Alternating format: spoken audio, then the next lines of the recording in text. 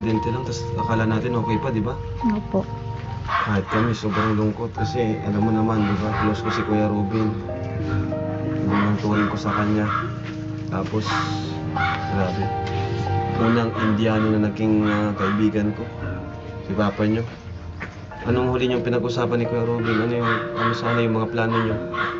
Bago siya umalis, anong huling napag-usapan nyo? Napunta pa po daw po kami India. Ay siya, sinabi niya yun. Pupunta sana kayo sa India. Grabe. Yun yung mga huling napag-usapan yung bilang pamilya. Pupunta kayong India. Dahil pa sanang plano, no? Dahil plano.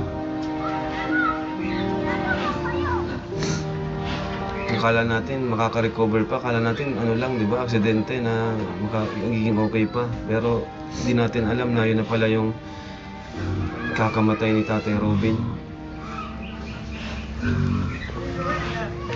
Okay lang yan, Norman Jet.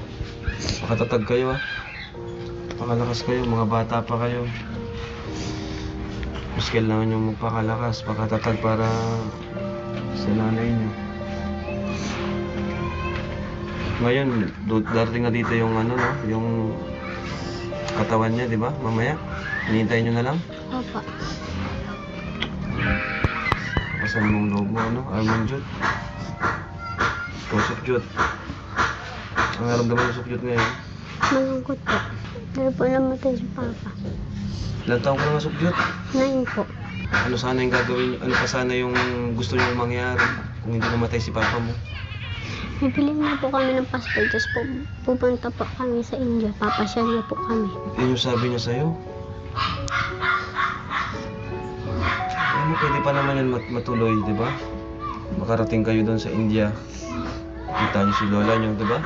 O kaya si Lola niyo yung pangkarating dito. Paano yun? Anong plano niyo ngayon, Arman Jud? Napasok ka na pati. Ano? May mga gamit na kayo? Wala pa? Opo, meron na po.